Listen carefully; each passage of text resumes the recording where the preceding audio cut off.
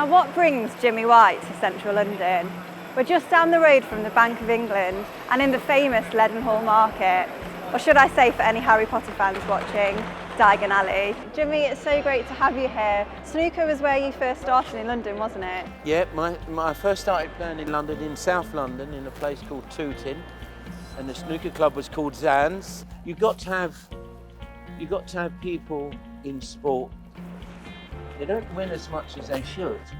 Okay, O'Sullivan has learnt to take a bit of safety play from Steve Davis, a bit of potting from me.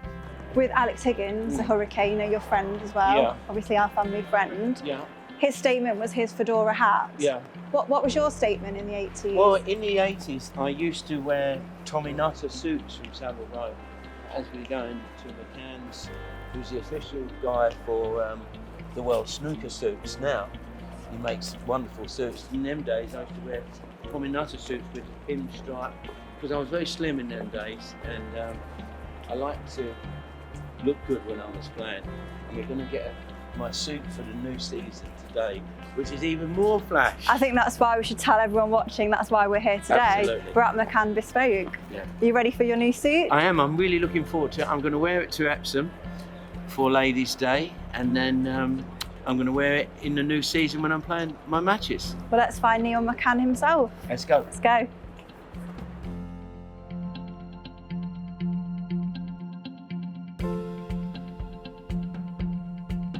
When you look at footage of yourself, you know, you were 18 or in the 80s, what do you think about yourself in terms of fashion? I'm quite, I quite like my stuff. I take a lot of pride in my clothes that I wear, especially when I'm playing snooker. And as you said, stylish and comfortable. You have to do both. But most of the snooker players today don't really care what they wear. But you're sorting them out now, so hopefully we get them to, bring the style back. Bring back the white suits. Bring back, a bit of glamour.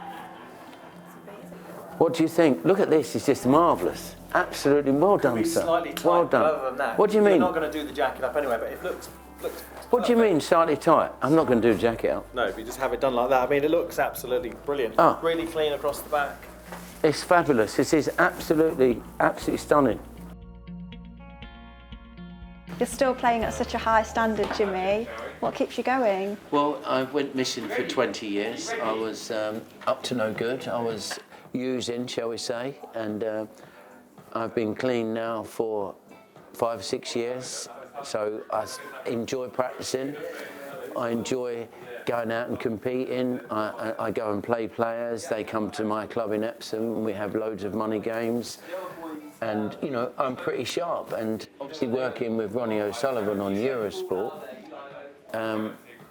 I've picked up the sort of modern way of playing as well, which suits me. So, my love for the game is there as much as when I was a kid.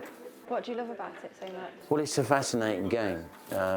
It's so difficult, and it's an art form. Everybody does it different. It's like when you see a guy play a round of golf.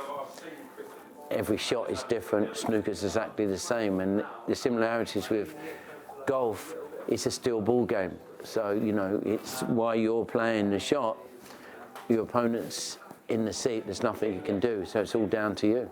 What's the best advice you've been given? Been given. I didn't take any advice off of anyone. That's why I had to go the roller coaster way. But if I had my time again, I obviously would have competed, practiced, and not so much. See, in the 80s, when we come along, we was talking about Kirk Stevens, Tony Knowles, and Higgins.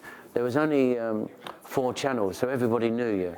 So you get swept up in this fame, thinking you're famous, which is all rubbish. And we used to sort of indulge more than we should have done. And like you, Steve Davis was going to bed every night, and I was out partying. So that's why it's very difficult for me to win.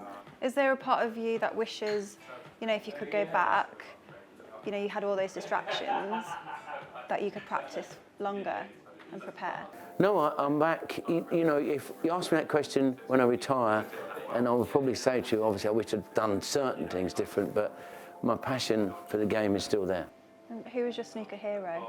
Alex Higgins, by far. You know, I remember watching Higgins in Pot Black, and his flamboyance around the table, and the way he done things was, you know, phenomenal. He was electric to watch, and I went that route, which was probably not the safest route because there was no sort of safety of play attached to that, no tactical. It was all about all-out attack.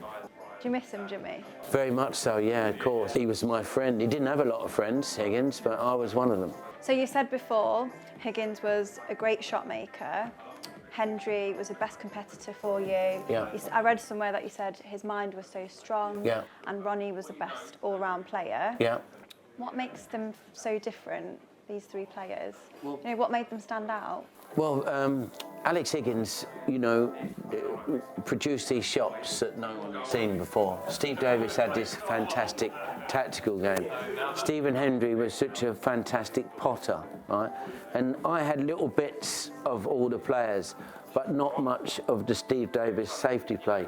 Ronnie O'Sullivan seen these great players when he's coming through, and he's took a bit from each player, and with his natural talent, that's why he's such, you know, a winning machine. Stephen Hendry was in his own bubble when he was playing. You know, nothing could put him off.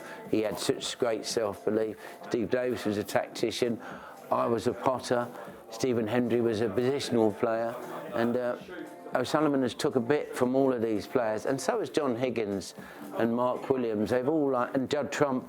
I think Judd Trump has took more of the my style of play and Ronnie O'Sullivan's style of play because he enjoys playing like that. But O'Sullivan has took a bit from each player and it's become this unbeatable winning machine when he's on song.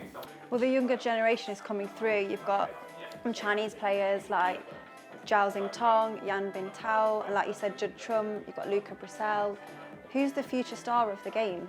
Well, the one you mentioned first, Yao Ying-tong, he's such a natural, gifted player. He won that UK Championship quite easily.